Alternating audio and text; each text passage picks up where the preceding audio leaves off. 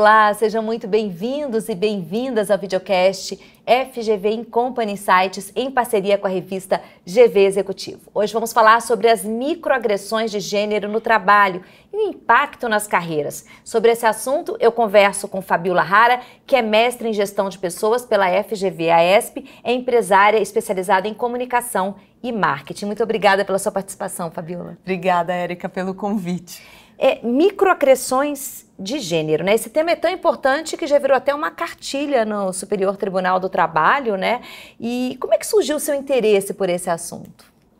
Olha, Érica, quando eu decidi voltar para a GV para fazer um mestrado profissional, eu escolhi a linha de gestão de pessoas, porque eu costumo dizer que trabalhar é fácil, difícil é lidar com as pessoas, isso é um desafio para a vida, né? E ao longo do curso eu tive aula com a professora Maria José Tonelli, falando sobre diversidade e inclusão, masculinidade, com o professor João Lins, né, diretor da FGV Company, falando sobre o futuro do trabalho. A discussão de gênero é clássica, porque essa disparidade, essa desigualdade, ela existe, embora as pessoas acham que está superado, porque existe mulheres no contexto de trabalho, mas num gap fundamental que precisa ser estudado, validado, desvendado. Então, a escolha do tema foi muito junto com a professora, minha orientadora, Beatriz Braga, que trouxe esse contexto comigo, e a gente escolheu por ser um tema ainda novo no Brasil, quer dizer, pouco estudado academicamente e importante dentro do cenário corporativo. Então conta pra gente um pouco o que é isso, microagressões, né, no ambiente de trabalho, como é que isso acontece? A microagressão, ela nasce na década de 60, tem muito tempo, na escola de Harvard, por Chester Pierce, falando no recorte de raça. Na década de 80, ela amplia e entra num chamado sexismo moderno no trabalho, que olha para o contexto organizacional e relata o quanto essas manifestações sutis podem ser perniciosas para o desenvolvimento das carreiras femininas, Então, o que é na prática? São ofensas, insultos, depreciações ou invalidações que fazem parte do comportamento diário do que a gente vive e que muitas vezes são imperceptíveis ou até descartadas como insignificantes. Às vezes vem num tom de brincadeira, né? Exato, exatamente. E essa é a frase principal, porque a microagressão, ela não fala sobre a intenção de quem pratica a ação, mas sim do impacto que a pessoa que recebe vai sentir. E você fez um estudo, para essa tese de mestrado aqui na GV, com mais de 300 mulheres, O que foi esse estudo? Olha, foi surpreendente, um estudo quantitativo com 370 pessoas na amostra. No começo me deu um medinho, mas eu me surpreendi. Eu usei os meus 30 anos de experiência, me reconectei com as mulheres executivas e elas me apoiaram de um lugar de surpresa para falar sobre o tema. Elas explicaram, e nessa pesquisa você perguntava que tipo de microagressões que elas sofriam, o que você apurou nesse estudo? Ela foi segmentada em 3 grandes partes. A primeira era uma escala de microagressão de gênero no trabalho, criada na Universidade de Minas Gerais, que aborda conceitualmente o que é a microagressão. A segunda etapa, que foi o meu desafio principal, porque no mestrado profissional, diferente do acadêmico, a gente tem que trazer a aplicação para a teoria, E eu quis abordar um recorte de intervenção, o que fazer, né, nesse momento. E a pergunta final que era se elas consideravam que a microagressão de gênero já tinha interferido ou poderiam interferir no futuro. E que tipo de microagressões são essas, né, que se relata na sua tese? A escala lá traz uma perspectiva de autoavaliação. Foram 55 perguntas de autorretrato, dividido em 8 fatores de construto. O principal, como resultado da minha pesquisa, foram as microagressões ambientais, como o primeiro índice, com a média mais alta, que fala sobre as práticas e políticas sistêmicas nas organizações que desvalorizam e discriminam as mulheres. Me explica isso na prática, né? Que tipo de conduta é essa? A gente coloca os se levam, né, num organograma e a maioria são homens. Né?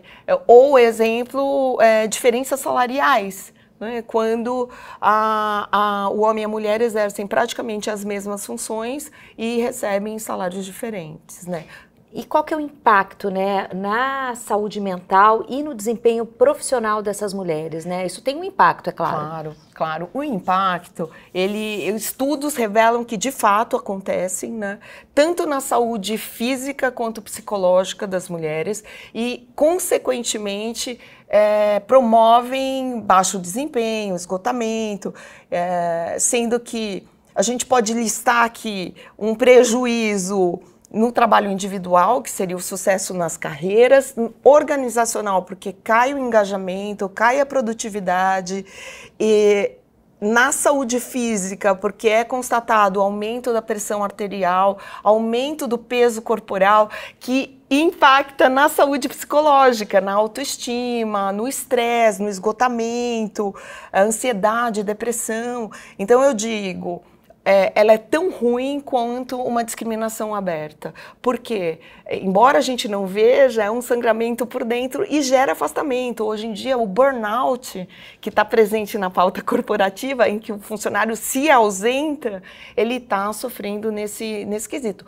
Além de outras consequências, por exemplo, o tabagismo, o alcoolismo e outras dependências químicas. Que acabam sendo consequências dessas microagressões. E quando a gente fala assim, né, na percepção da liderança, né, para as oportunidades de promoção, para as mulheres no trabalho, né, como é que elas influenciam, essas microagressões influenciam, por exemplo, nas mulheres que estão em cargos de liderança ou que estão almejando chegar em postos de comando?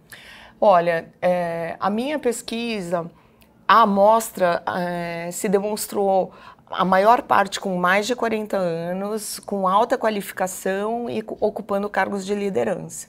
E mesmo elas, nessa posição, percebem que existem prejuízos dessas discriminações sutis. 74% da amostra respondeu concordo ou concordo totalmente que, de fato, a microagressão já prejudicou ou vai prejudicar.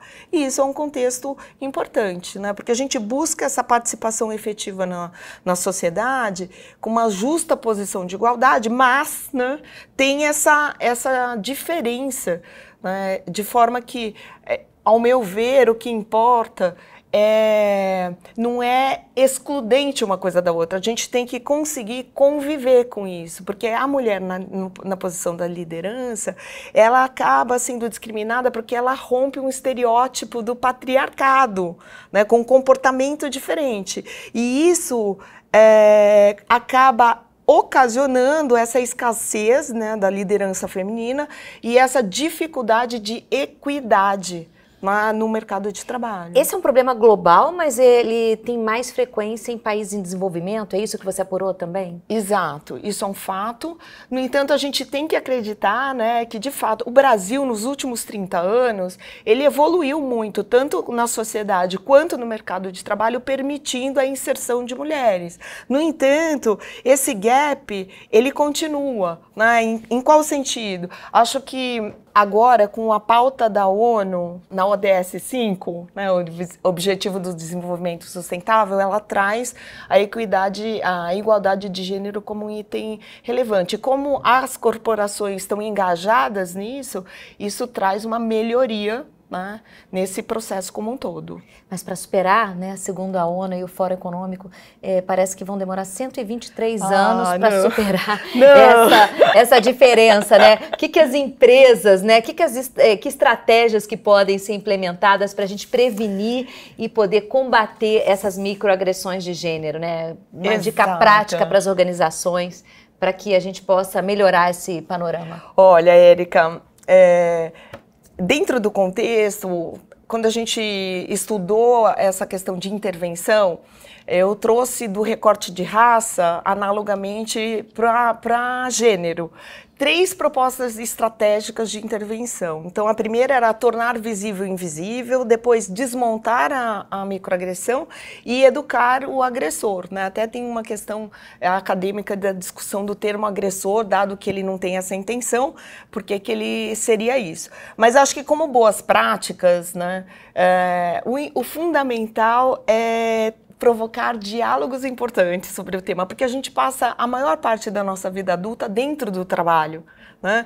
E então o contexto da microagressão em ambientes corporativos, a gente consegue trazer o tema e a forma com que ela se manifesta e as consequências. Então, na prática, aumentar a consciência sobre o tema, desenvolver trabalhos e treinamentos regulares, obrigatórios, workshops, conversas, criar políticas de diversidade e inclusão com um canal de denúncia. Mas acho que diferente do canal de ética e de compliance, talvez um lugar mais leve, que traga estrutura de ações rápidas para resolver esse problema. Com a pauta ESG em voga agora, as empresas, diversidade e inclusão é um tema muito importante. Isso tem que estar dentro da agenda de diversidade e inclusão da empresa, é isso? Exato. Parte sim, e parte da gestão como um todo. Engajar a liderança, né, independente da pauta externa, nesse contexto de que eles são responsáveis também de criar esse ambiente inclusivo, né, para tentar mitigar esse assédio, né, ou essa forma de atuação e encontrar caminhos inclusivos. Você estava falando antes, canais de denúncia, ombudsman, isso funciona para esse tipo de comportamento ou não? Olha, funcionaria, mas eu acho que é um processo muito burocrático quando o lugar é trazer leveza para ambos os lados, né? Tanto porque, dado que não é intencional, e a pessoa pode nem ter consciência de que ela está provocando aquele mal-estar, eu acho que tem um equilíbrio, né? Tanto do lado da pessoa que pratica, quanto do lado de quem é impactado, para a gente chegar nesse meio comum. Entendendo, acho que o foco é trazer o tema para a pauta. A partir daí, seguir em frente, né? E confiante de que todo mundo tem potencial de ser uma pessoa melhor, né? Fabíola, muito obrigada aí pela sua participação aqui, parabéns pela sua pesquisa. Obrigada, Érica. E até um próximo episódio. Obrigada.